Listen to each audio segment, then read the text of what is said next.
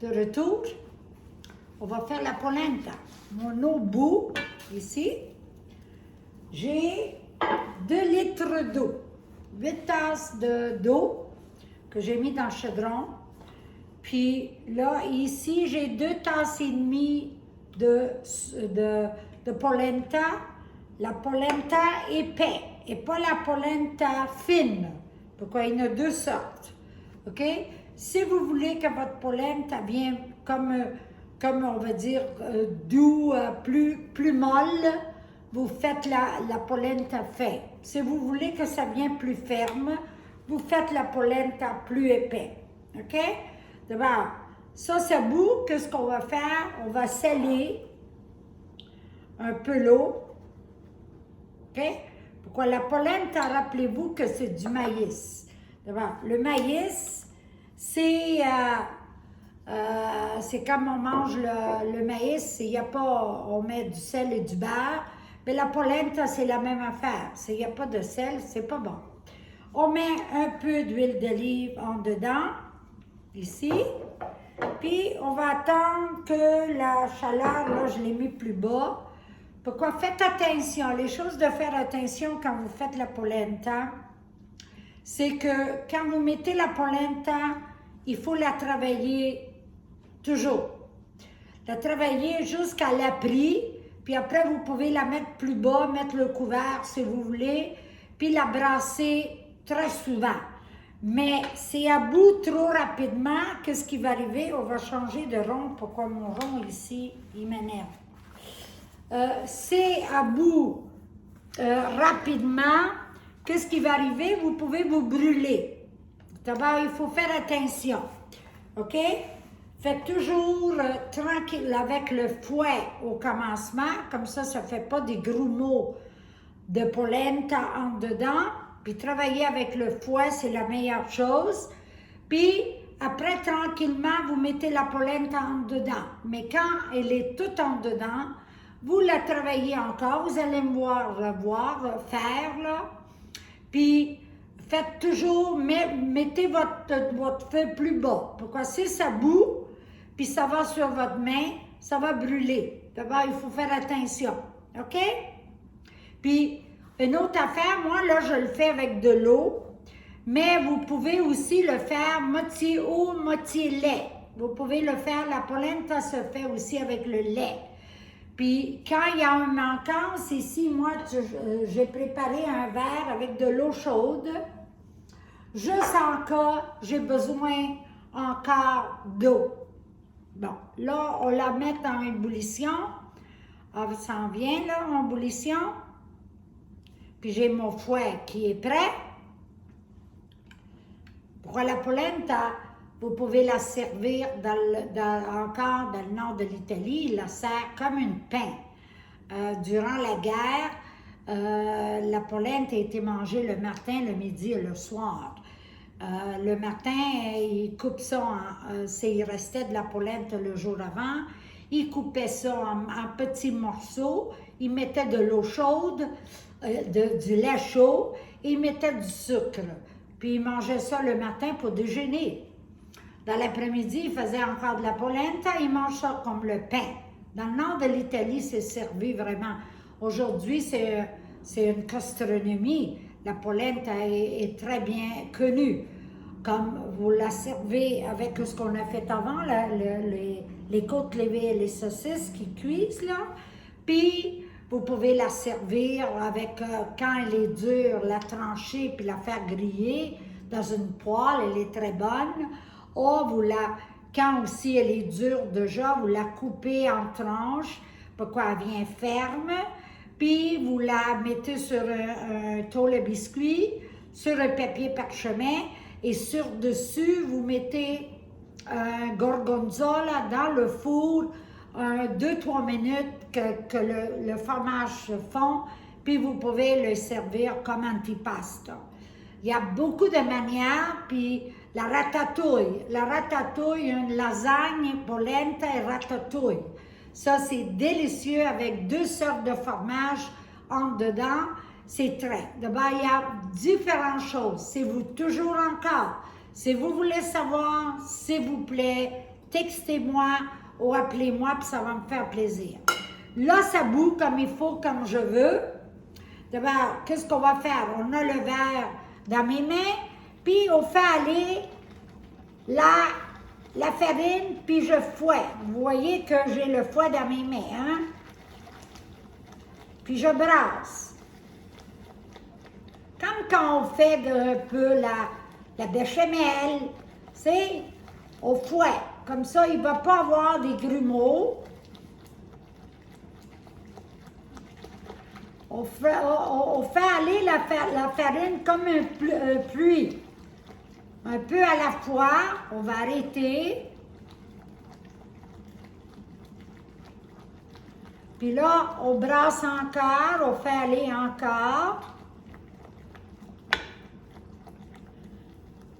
Puis encore. Là, qu'est-ce que je commence à... Je sens l'épaisseur. Je la sens qu'elle vient épais. D'abord, je mets le feu plus bas. Pourquoi? Une polenta, il faut qu'elle cuise 35 minutes à 40 minutes. Pourquoi? Si elle ne cuit pas doucement, elle est crue. D'abord, achetez pas de la polenta instant, ça c'est vite fait. Ça c'est la vraie polenta ici là, que je fais. D'abord, tout est en dedans, puis là je la tourne. J'ai besoin des gants pour tenir mon chaudron. Puis là, elle va faire bloum bloum, comme des boules. Là. Ça bout, puis si vous voulez, vous pouvez la tasser dans l'autre feu, puis tourner, puis mettez le feu plus bas.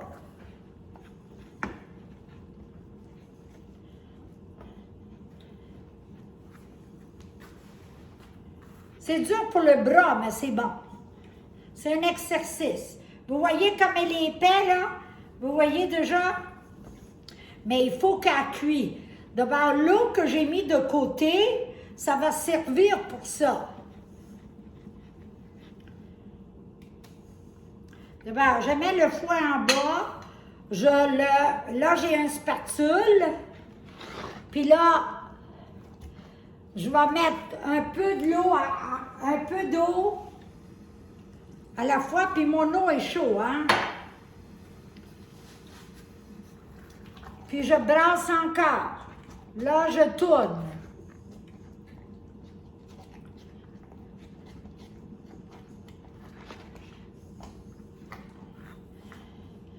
On était en Italie une fois, moi puis José Di Stasio, puis je l'ai amené dans la famille de mon mari. Puis il y avait la tante qui faisait la polenta d'or sur une poêle à bois. Elle avait 89 ans à cette époque, et puis là. Puis elle nous a montré comment faire la vraie. Avec un bâton long comme ça, là, un rouleau là, épais comme ça. Là. Puis elle en avait fait beaucoup. Puis elle nous avait dit, si ça vient trop épais, vous mettez du lait chaud ou de l'eau. Là, je vais arrêter de brasser. Elle est très bas.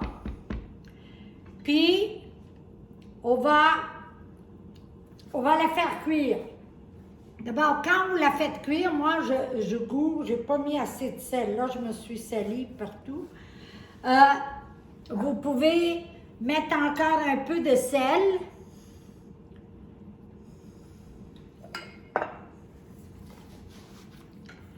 Puis brasser encore. Puis qu'est-ce qu'elle va faire, elle? Elle va faire une croûte.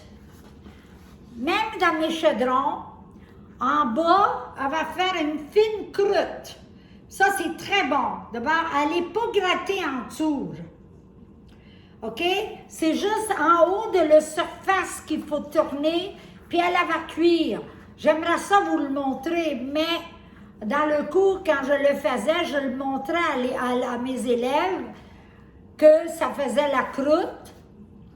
Puis vous voyez déjà, vous voyez, mais elle n'est pas cuite. D'abord, je vais remettre encore un peu d'eau. Là, elle est bonne. Un peu à la fois. Donc, comme j'ai dit, du lait. Oh, si vous mettez le couvert, elle, qu'est-ce qu'elle va faire? Elle va cuire le 35 à 40 minutes tranquillement, feu bas, puis elle va faire sa croûte, puis ça va être très, très bon. Quand vous la mettez, je vais vous le faire, là. Quand vous la mettez sur un... moi, je vais la faire cuire tranquillement, puis je vais la brasser. Je mets le couvert. Quand vous la mettez sur une tôle à biscuits, je vais vous faire ça, là.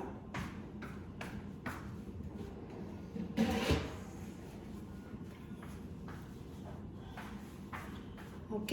Vous voyez toute la tôle que j'ai ici, là. Je vais mettre du papier parchemin.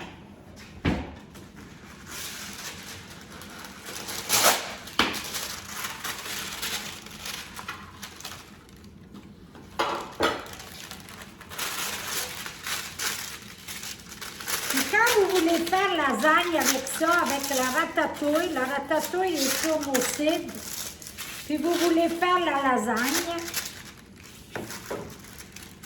il faut des feuilles de polenta. Vous avez le papier parchemin, puis on va brasser encore, mais je veux seulement vous montrer quand il est cuit. Bon, je prends un peu, je mets sur la tôle à biscuits.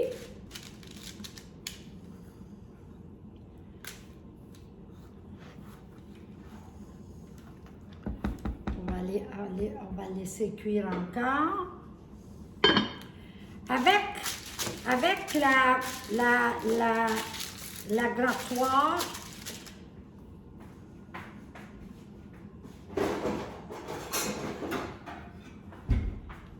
il faut la faire un demi-pouce d'épaisse. Hein? D'abord, vous la tirez comme ça ici, sur votre tôle. Puis elle va prendre, vous faites la grandeur de votre tôle à biscuits. Puis là, vous faites deux tranches. Puis là, le bas de votre assiette, si vous voulez faire la lasagne, ça va être un peu de ratatouille, la feuille de polenta. Sur l'autre, vous allez mettre la feuille, encore la ratatouille, avec le parmigiano reggiano, la mozzarella, le fromage, un peu de taleggio, puis après vous allez mettre une autre feuille, l'autre feuille sur-dessus. Sur-dessus la polenta, vous mettez du rien. Ça reste polenta avec le parmesan, puis c'est tout. Et vous le mettez dans le four. C'est très, très bon. Délicieux, la polenta avec la ratatouille. Là, vous voyez, je vais la laisser un peu. Pourquoi la polenta, quand elle refroidit, qu'est-ce qui arrive? Elle vient plus ferme. Là, moi, je brasse encore. Je sens que la croûte en dessous, elle commence à faire. Vous voyez, mon feu est très bas, hein? Puis je la fais cuire tranquillement, pas vite. Puis ça, c'est le secret d'une bonne polenta. Achetez pas la cochonnerie, la polenta vite faite, là. 5 minutes, vous la mettez dans l'eau et figée et faite. Non, une polenta, achetez la polenta épaisse.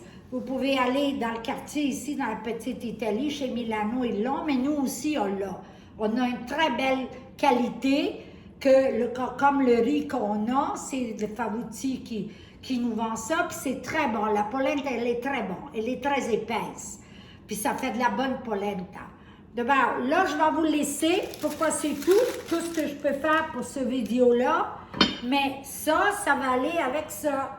Regardez ici, j'ai encore un peu d'eau, je vais mettre comme ça, elle va cuire tranquillement. On va brasser encore.